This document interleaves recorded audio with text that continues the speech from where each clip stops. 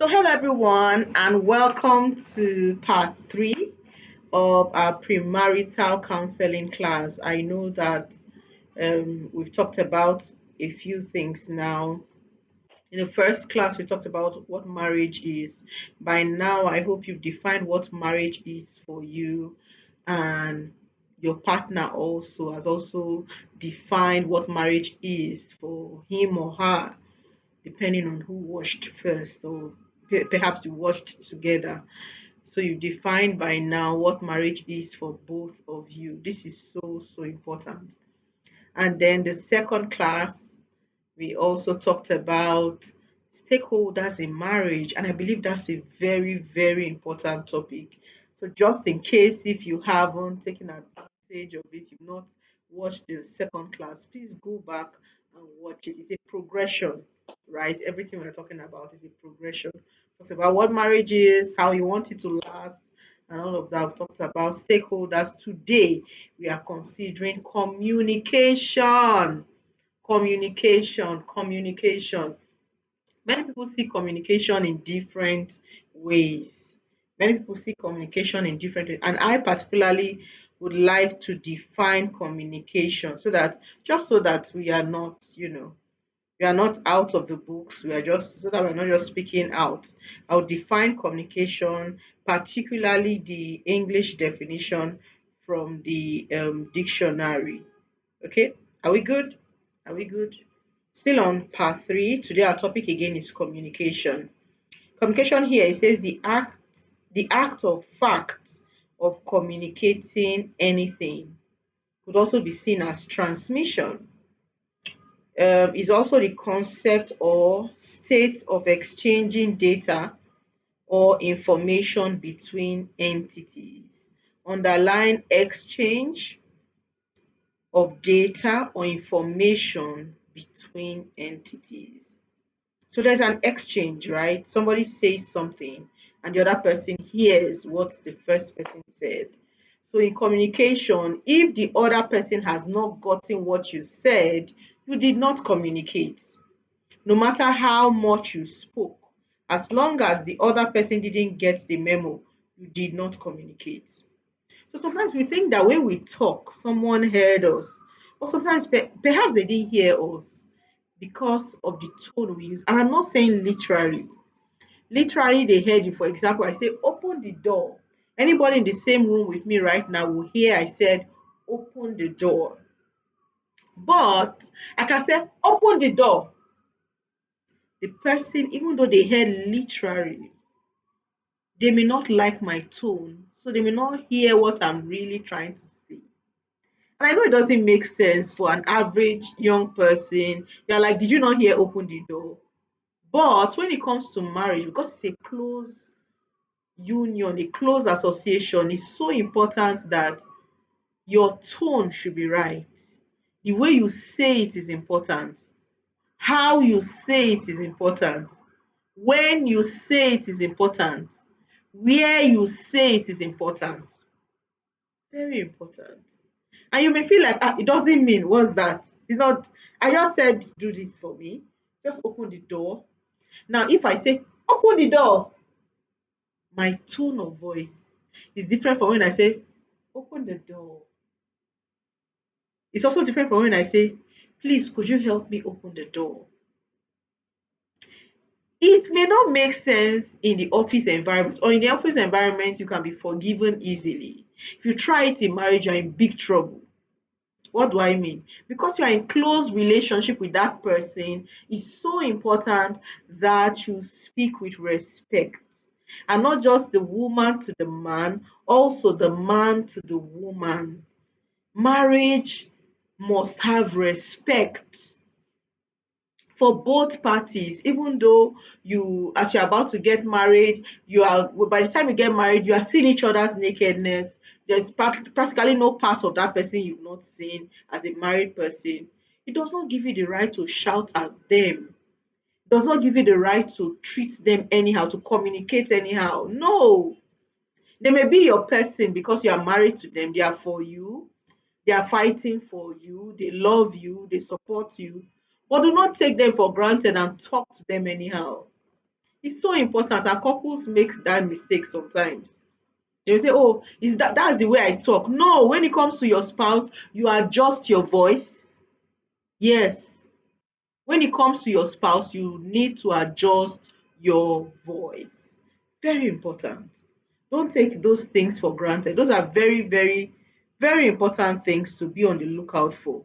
No matter how you feel, when it comes to your voice, when it comes to your spouse, you had better adjust. Why? Because that person is important to you. That relationship is important to you, and you want to keep that relationship. You want to treasure it. In treasuring the relationships that God has given you, you would have to put some checks and balances. You have to care for the person, not just by dropping money. You have to care for them in the tone of voice you use with them. You have to care for them. You have to be careful about the way you communicate with your spouse. Don't say that's how my voice is. No, there's no excuse. When you're talking with your spouse or spouse to be, you're about to get married, lower your voice. Make it special. You know that bedroom voice you have is for your spouse. It's not with your spouse you shout, you command. No, no. You can command the army when you're at work.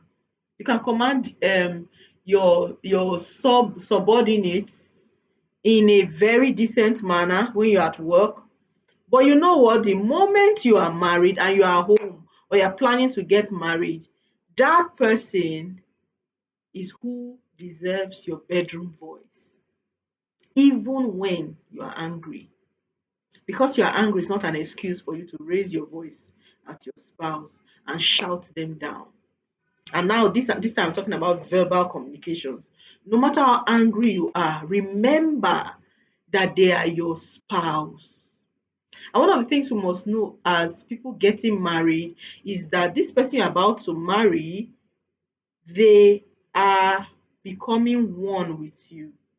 They are going to be one. Do you shout at yourself? If you do not shout at yourself, why do you want to shout at him? Or why do you want to shout at her? So important.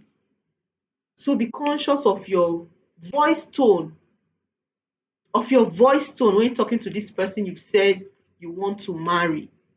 Be conscious of your voice tone. Ah, so when you could talk to a friend, you are laughing and gisting with a friend, you can use any tone of voice. Your friend doesn't really care. They know you for who you are. So if you're upset, they know. I'm not saying do not show who you are. I'm not saying hide who you are. I'm saying preserve your best self for this person you're about to marry. And your communication would show it the most. So you're having a good time. How do you talk to her or talk to him? When you're having a bad time, how do you talk to him or talk to her? It could be over the phone, it could be physically face to face, it could be in the midst of people. Maybe you're not alone, people are in the room. Do you talk to them in a derogatory manner or do you talk to them with a lot of respect? Do you answer back? They'll say something, you too, you answer back with anger. When it comes to your spouse to be, you've planned to marry this person, you've both agreed to get married, you're probably in the courtship process, or you probably just got married. No problem. Remember, your best character, your best voice is for that person. So you can use all those your harsh voices outside. The moment you are with that person, anywhere you are, you must be conscious that the way I communicate with this person, it must be delicate, it must be wonderful, it must be beautiful, it must be honest, but at the same time with respect. You know, if someone has done something to you and you're upset with them, if you really respect them, you won't tear them down, even when stating your point. You know, even when you are trying to tell them and say, this thing you did is wrong, I don't like this thing you did. Even though you are stating your point, you won't tear them down. That's the kind of thought process I want you to have. When you are working with this person, you must plan not to tear them down. Even if they did wrong, don't tear them down with your words, with the tone of voice. Do not tear them down. Okay? With the pitch of your voice. Do not tear them down. Remember to treat them with respect, even though you are communicating your grievance, even though you are communicating your pain, your fear. Treat them with respect. Another thing in verbal communication, don't try not to be accusatory. Remember, you're about to become one. You are a couple, an intending couple. Soon you will be one, or perhaps you're married already. You will soon be one, or you are one already. You've gotten married already. Remember not to be accusatory. You always do this. Every time you pass, you don't close the door. You are always calm down and say, why not introduce something to soften the atmosphere? For example, you can say, babe, please could we truly adjust to closing the door? It's different from you are always opening the door. You're always leaving the AC on. You are always turning off the fan. You are don't be accusatory. Don't be accusatory. Instead, you can tone it down with the words you speak. The same thing you can say, babe, can we? We means I have a part in it. Even though you know you are not the one doing it, but you are establishing that you are a unit. You can say, oh babe, we need to really start watching this AC. We must always ensure we turn it down before we step out. We must ensure we we turn off the gas cookers, we turn off the lights before we go to bed. Whatever it is that is important to you, don't go, you are always. No, rather, we can think of the future, talk about the future. Babe, or sweetheart, or honey, or whatever it is you call her, any sweet name. You tone down that anger using a pet name and then putting a we can do this in the future. Do you see the difference? As against you, I don't know what's wrong. I don't know why you always do this. You leave this on all the time. You don't need to. Don't be accusatory. The moment you get accusatory, the other person may most likely get defensive, or they may turn on silent treatment on you. They may get defensive, or they may just turn on the silent treatment. Nobody likes to be accused. Nobody enjoys accusation, even if they are wrong. Nobody. So, in your spousal relationship, as you're about to get married, those are some of the things you must be mindful of and begin to watch. And perhaps you'll make mistakes at some point, but be careful to adjust back and say, hey, I shouldn't treat my husband like this. I shouldn't speak to him in this manner. I need to tone down my voice when I'm talking to him. And in the verbal communication too, sometimes, particularly when people are around, there may be a tendency to show you have power, that you now have somebody you call your own, you can control, particularly when he's a man. You can have that tendency to talk her down, even women too. Maybe she did something not so good, or you want to make a joke.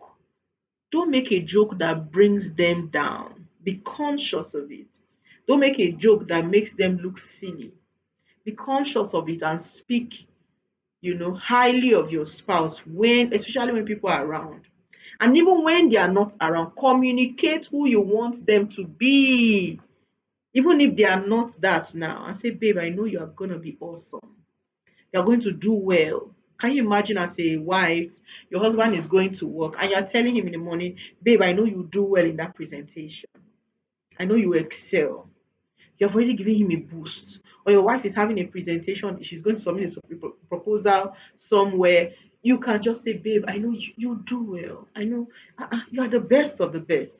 See, she may even be struggling, or he may be struggling in one area or another, but that boost of confidence can help them a lot to excel. So I want to encourage you in your verbal communication, think of them as you won't shout at yourself, don't shout at them.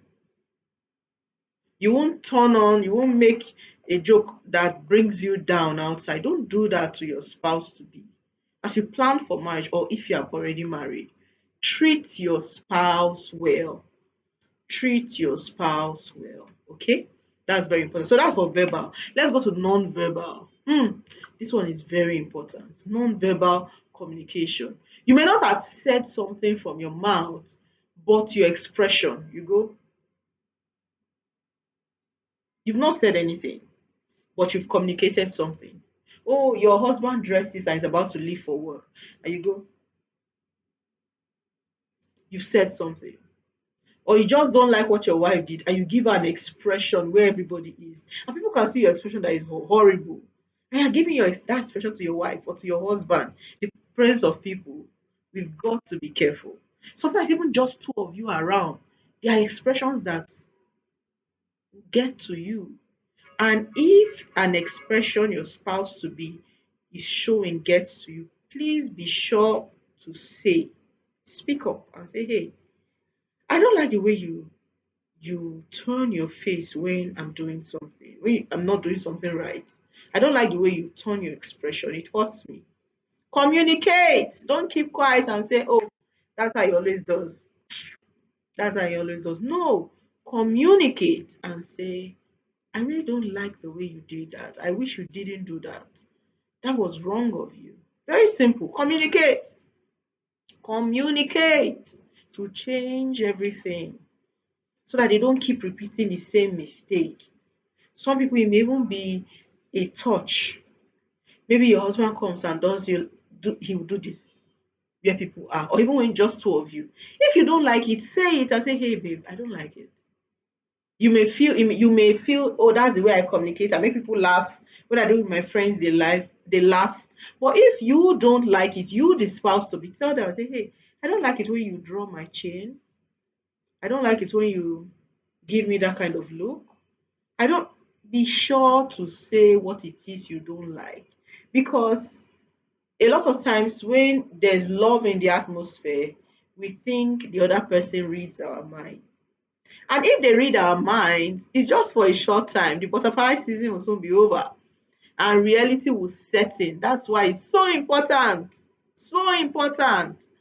that you say what you are feeling in the way that the other person is not turned down. You say it respectfully, with self respect, thinking about the other person, how they will receive it.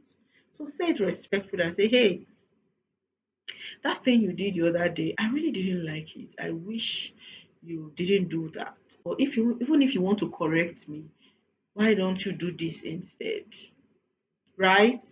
So that way you are on the same page, because the bedrock of every successful marriage is communication. The bedrock of every broken marriage too is communication. Is how you communicate. Because if you don't like something and you don't tell the other person and you're getting angry that they're not giving you what you want, the reason you're not getting what you want is because you've not told them what you want. Does that make sense? For example, a woman wants oranges and the husband keeps buying her apples. Apples may look like oranges, they are both round, but there are particular differences about both of them. So even if the husband buys a truckload of apples, it will not satisfy the woman as much as a bunch, maybe one or two oranges would. If he bought her a dozen of oranges, she should probably be happier than a truckload of apples. Do you see?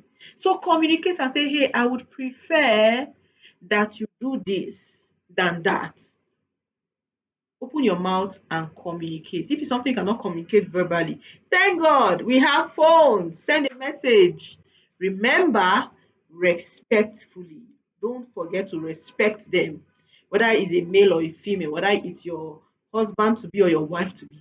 Remember, every human being has self-respect. Respect them while you communicate your own feelings. Okay? So important. So let's talk about silent treatment. Hmm. Some people, when they are not happy, they'll just keep silent. That's the silent treatment. So you ask them questions. No answer. No answer. Oh, so how was your day? Would you like me to do this for you? And you're not dumb. If you're not dumb, why are you not answering your partner? Why? Even if you are angry, talk. They cannot read your mind. Speak up and say, hey, I didn't like that thing you did, or I would have preferred you did this for me. I prefer this for my birthday, not knowing that you didn't like your birthday gift. Maybe he gave you a birthday gift or she gave you a birthday gift and you didn't like it. Communicate. If not, next time they'll buy a bigger one of that same thing. So it's so important. Communicate and say, hey, thank you for remembering my birthday. I'm grateful that you even got me something. But please, I don't like this. I would prefer things like this. What you have done, you've stopped them from repeating that mistake and you've given them options of other things that would make you happy. Those are very, very, very important points. And marriage is a long journey. It's too long for you to bear, a certain mistake that people keep repeating the same mistake, the same mistake, the same mistake. Why not communicate early so they can adjust, the other partner can adjust, and you enjoy the rest of the journey because the journey is long. Yesterday was my wedding anniversary. We celebrated 17 years, 17 years of marriage. So important because 17 years is a long time. Imagine if my husband used to step on me, or let's not even say step on me. Let's say he does something I don't like. Maybe I like shoes and he keeps buying me bags. I like shoes, but he buys bags. And I've been bearing year one, year two, year three, year four, year five, up to year 17. By year 17, my heart is already, I would already be so hot, so resentful, so irritated if I don't talk. So you must talk. They cannot see your mind. Your partner cannot see your mind. So talk and say, hey, I don't like this. I like that. I remember one time my husband traveled and he bought certain things. And he bought a lot. He bought how many bags for me? Maybe like five or six. I said, he bought designer bags, correct bags for me. And then he came back and guess what I did? Let me report myself a little bit. Guess what I did? I gave out quite a few of them. I gave them out. I gave some out. I kept maybe a few. I was just giving out. Why? I said I don't like bags. I would have preferred shoes. If you bought me shoes, I would love it. If you buy me a bag, for example, I'm the kind of woman that I can just have one bag for church. Just give me one good bag. I just buy myself one good bag for church, one good bag for work, maybe one good bag for casual outing, and that's all. Because as a person, I hate to forget some things in one bag and go out and say, oh, it's in the other bag. It completely irritates me.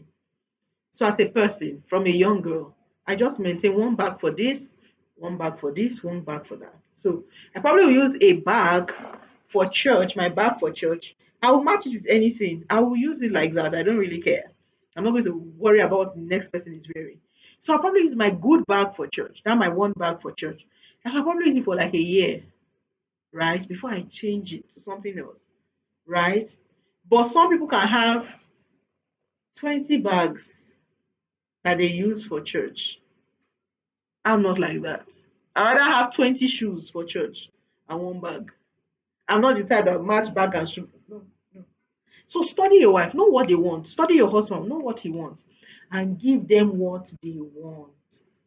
And in case if they are not giving you what you want in that relation as you are courting and planning for marriage, it's so important you speak up. Don't keep quiet. Speak up and say, "Hey, babe, I prefer you do this. I prefer you buy this. I prefer we do this." Remember to use we. I prefer we do this. That's when you want to take a collective decision. I prefer we do this. You want maybe something that concerns you. I prefer you do this for me than this. I will enjoy this better or this more functional for me than this. So important because they cannot read your mind. So we've talked about communication, we talked about verbal, non-verbal, we talked about silent treatment. They can't read your mind. So please don't be childish. Stop silent treatment. It's children that do that. You are not a child. You are getting to the point of marriage, you are no longer a child. You are an adult. Communicate. Can you do silent treatment for your boss? You give your CEO a silent treatment. You give your regional manager at work a silent treatment. They just throw you out of the office. They say this person is not cooperative. They throw you out. One of the things that make people win at work is teamwork. That means you're able to work with people. You don't go and do silent treatment at work. Why are you doing silent treatment at home? Your spouse to be And if you are married already, your spouse deserves the best of your character. The best. The best. Okay. Lastly, before we leave this communication matter, is that when communication is broken, please always reassure. Or when communication is tense, reassure the person and say, hey, I'm on your side. Things may be tough. You may not have understood why I did that, but I want you to know we are on the same side. So reassure. Be quick to reassure when you feel like your partner is uncertain or they don't trust you on a particular thing. Be quick to reassure and say, hey, I did this in our best interest, or I did this in your best interest. If you didn't like it, I'm sorry. Reassure them of your cooperation, of your support. Hey, I love you still, right? This may have happened, but I still love you. And it's so important that you communicate your love. Don't just expect they know you love them. Say it. Whether you are a male or female, say it. Babe, I love you. Or if you prefer to call her by her name, or you prefer to call him by his name, whatever it is people have agreed to call yourselves, remember to use that pet name and say, I love you. I support you. I'm here for you. We are together in this. This reassurance can go a long way. So such that wherever you are, no matter the distance, because there'll be times you will not be together because of work, because of different things, that reassurance can be a strong bond between both of you. I do hope this has helped you. Remember, you can ask questions. So I will also leave a Google form in the description below. Please check the Google form and please ask your questions on communication.